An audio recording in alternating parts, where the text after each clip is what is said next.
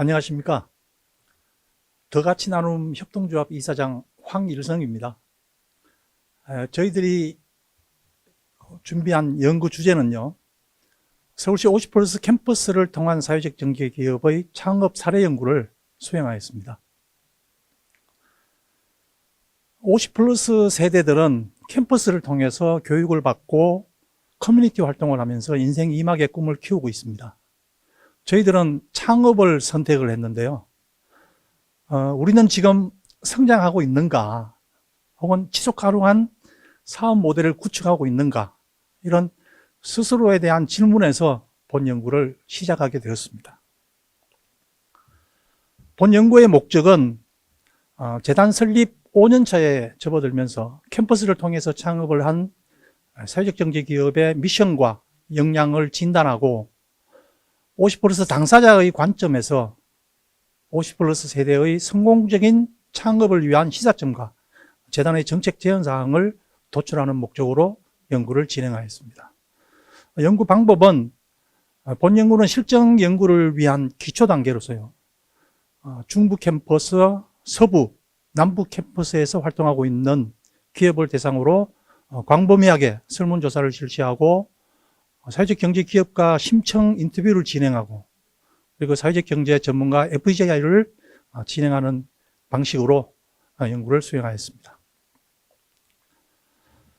먼저 설문조사는 그 대상을 캠퍼스에서 교육을 받고 있거나 혹은 커뮤니티 활동을 하면서 창업을 한 기업, 그리고 현재 각 캠퍼스의 공유 사무실에서 입주하고 있는 기업 약 한 110개 정도의 대상이 됐는데요. 이러한 기업을 대상으로 해서 창업 준비 단계부터 초기 시장 진입에 이르는 단계까지의 약 한 19개의 주제를 구성을 해서 설문조사를 실시했는데, 이 중 43개 기업이 회신을 해 주었습니다.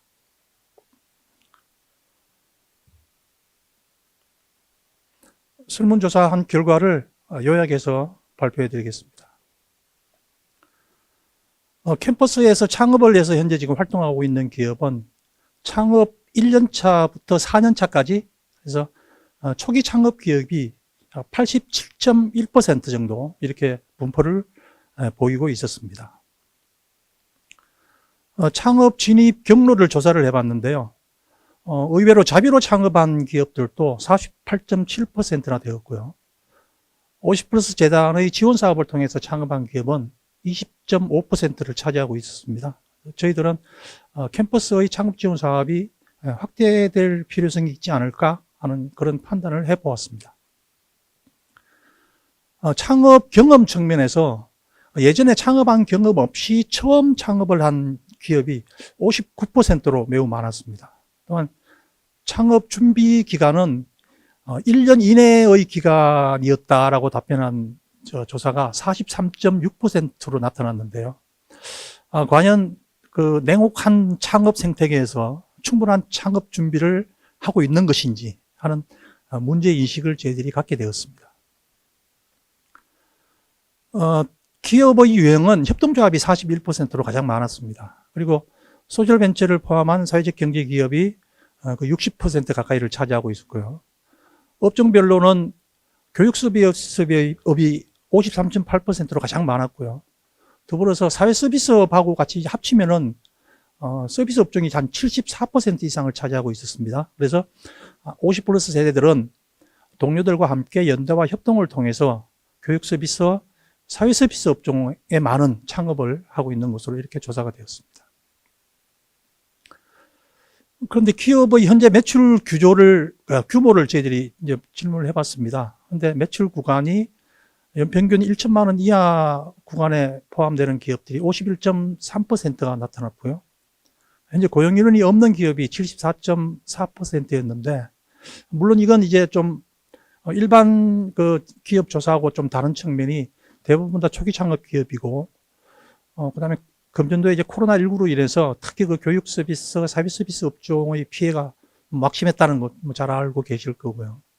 협동조합을 동료들과 함께 창업을 하다 보니까 어떤 고용을 창출하는 뭐 이런 소요는 다소 좀 없었던 그런 거를 감안을 하더라도 경영 여건은 전반적으로 어려운 여건이다. 이렇게 조사가 되었습니다.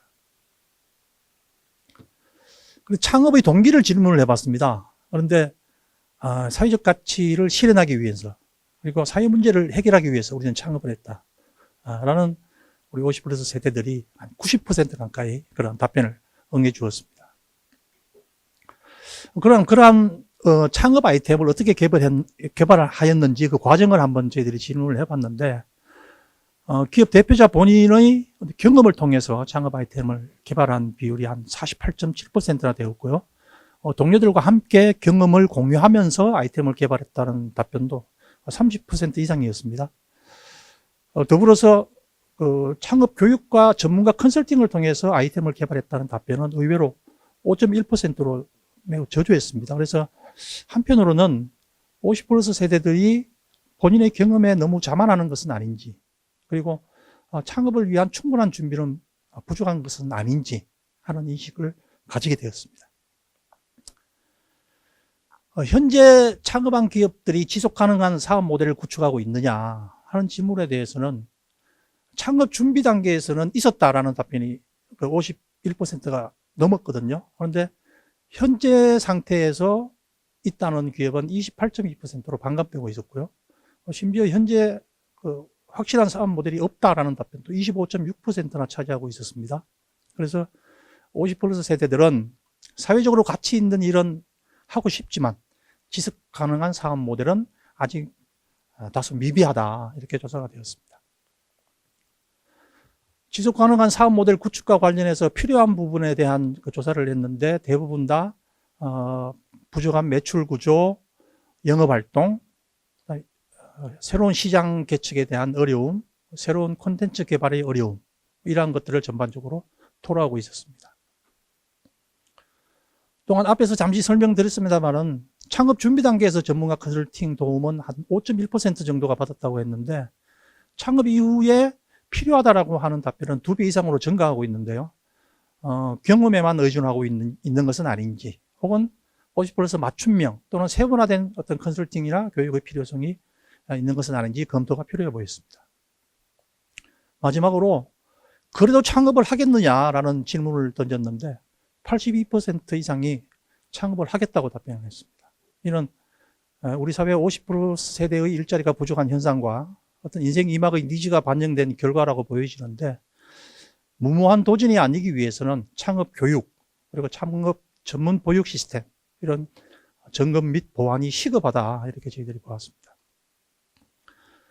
설문조사한 결과를 토대로 해서 사회적 경제 전문가분들에게 자료를 제공하고 의견을 청취를 했습니다. 간략하게 2가지만 말씀을 드리면요. 50 플러스 세대는 사회적 가치를 창출하고 선한 영향력을 보여줄 수 있는 창업에 집중해야 된다. 또한 사회적 가치와 경제적 가치를 함께 균형점을 이루어야 하는데 확실한 목표의식이 없다면 50 플러스 세대도 실패할 확률이 높다 하는 것을 인식해야 된다는 의견과, 또한 50 플러스 세대는 경험, 전문성, 그다음에 인적 인프라와 네트워크, 시장에 대한 이해도 아주 높은 장점을 가지고 있는데, 이러한 장점이 부정적으로 발현되어서 고집이 세다거나 소위 꼰대, 어떤 절박함의 부족, 그리고 변화오는 시장에 아주 신속하게 적응하지 못하는 어떤 민첩성과 멀티플레이잉 능력의 부족, 이러한 것들에 대해서 전문가분들 모두 다 공통적으로 지적을 해 주었습니다. 시사점 및 정책 제언입니다. 50 플러스 세대는 사회적 가치를 실현하고 사회적 경제기업 창업을 통해서 서비스 업종의 사업을 하는 미션은 분명해 보입니다. 그러나 매출 구간이라든가 창업 준비 기간, 그다음에 본인과 동료들의 경험에 의존하는 창업 아이템 개발, 이런 것들로 인해서 지속 가능한 사업 모델은 다소 부족한 것으로 이렇게 분석되었고요. 시사점으로서는 간략히 몇 가지만 설명드리겠습니다. 경험과 기존의 인적 네트워크에 안주하지 말고 새로운 시장을 개척하기 위한 노력을 해야 되고, 충분한 창업 준비와 전문가 코칭을 활용하고 지속 가능한 수익 구조를 만들기 위한 비즈니스 모델의 규모와 고도화에 집중해야 된다 하는 시사점을 도출할 수 있었고요. 더불어서 우리 재단에 대한 정책 제언 사항으로는 현재 재단의 창업 지원 사업과 성장 지원 공모 사업, 여기에 대한 참여와 예상 규모 등이 확대되어야 되고, 캠퍼스의 사회적 경제기업 창업과 관련되는 교육 시간, 이것도 확대되어야 되겠으며, 전문성, 그리고 50%세대 맞춤형 교육 콘텐츠의 개발이 필요하다고 보았습니다.